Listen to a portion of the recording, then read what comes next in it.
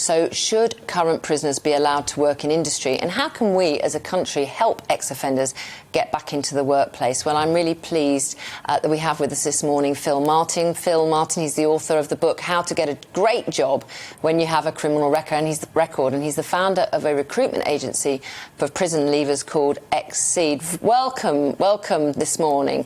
So tell us a bit about what is happening out there already to support those people who want to get a job, leave their criminal past behind, and also what you think about these new ideas that are coming out of the shortages we're facing in the UK. Is it an opportunity for these prisoners and ex-offenders, or do you think there needs to be a little bit more work and thought put into this? Thank you for having me on. I mean, firstly, it's really excellent that a light is being shone on these issues, because it's really important that we move to a more inclusive workplace across all different demographics. So whether someone had a criminal conviction 10 years ago, or whether someone is a recent prison leaver, the people should still have an opportunity to work if they want to work. Now, at the moment, the light is being shone on people in prison because we have a shortage of labour, and typically it's a lot of the jobs that other people might not want to do. But the fact is, people in prison do want to work and they want to contribute. And this was really hit home to me during the lockdown, when a lot of prisoners actually did fundraising for the NHS.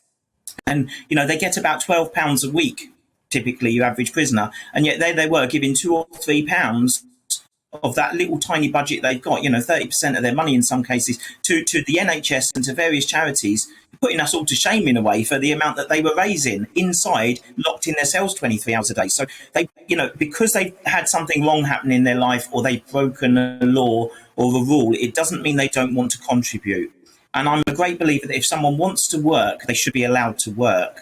Absolutely. Yeah, and I think, as you say, if they are in prison, there is time there to do the training that they might need to do for a job when they come out, and that's what they're sort of looking, the food packing industry, how can we train them up as well? And we know most people won't re-offend if they've got a job and something to come out to. So we should be looking at that virtuous cycle. Can you give us examples of how this is going to work? And 14,000 people, realistically, how many prisoners are there who could fill those jobs?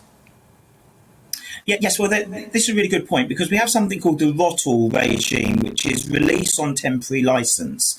And it's typically been only available from open conditions for a few thousand prisoners who qualify to get to DCAT, that's open conditions, and for whom there's places. And, we also have many prisoners who have this D category but don't have a space in open conditions. Now, for some reason, we're very punitive, and we always call for longer sentences and building more prisons. And we've got this prison building programme, which is all about building more closed prisons. Well, it's very hard when in closed conditions to get people out to work. The security and everything is much tighter.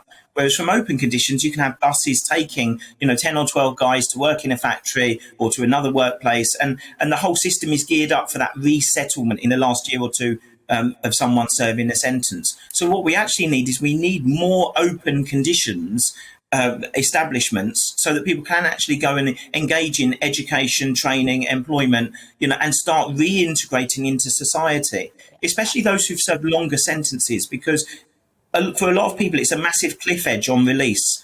They're just released with a discharge grant. It's just gone up to £76, and there you go. And some prisons give them a tent. Good luck. No house, no job, nothing. And if they have a job before they're released, what we see is actually there isn't that cliff edge anymore. We see someone's had a chance to save up a little bit of money so they can put a deposit down on a room or that, and they can keep their job on release in many cases and just continue working. Well, we agree with that. We're looking at who can get a job. I mean, because obviously there's prisoners who need to be in prison, who've got a sentence that they must serve because of the crimes that they've committed. So we're not going soft on prisoners who need to be in prison. This is just when they come out, and how do we get them back then working society? But also, I just want to know, I think it's a fantastic idea, and I think it's, like you said, people are much more likely to not offend again if they've got jobs and something to go on. But I'm a little bit wary vary. I mean, is there certain crimes that obviously they're not allowed to go back into the workplace? And also, more importantly, what precautions are taken before you take someone that's in prison into a job? This is what I'm interested in. What are the precautions? Well, thank you. Those are really important questions, actually. And, you know, I'm a great believer. I run a recruitment agency specifically in helping people with criminal convictions.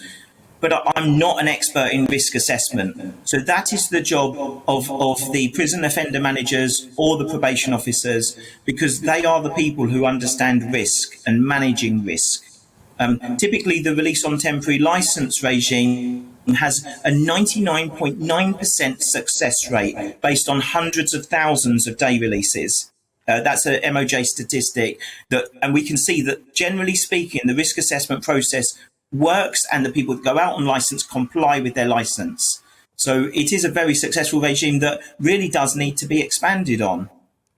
So, Phil, a huge number of people don't actually get to prison. It's usually for more serious offences. Do you think that more could be done for those people who commit a crime but maybe pay a fine, or they do some sort of suspended sentence, to get them into work as well? So it's not just the ones who are serving in prison, it's actually the offenders who may not get a custodial sentence, but also we need to get them into a different type of work. Yes, absolutely. We have 11 million people in the UK with a criminal record. That's 1 in 6 people. So people who call for more punishments and, you know, don't go easy on them. Should you give them a job? We're talking about your neighbours, your customers, your suppliers, your friends at school. These are 1 in 6 people you interact with have a criminal record, and most of the time you would never know. Because, you know, they're not an alien species. We all break the rules occasionally. We all make mistakes, including myself. I served a prison sentence, and that's what inspired me to do the work I do. So these people should not be judged solely on their past, because we all change as we go through our lives. You know, we know that. We grow, we develop, we change. Our circumstances change. And many crimes are... Yeah. Sorry to cut you off there, Phil. I mean, thank you for your time, and for anyone watching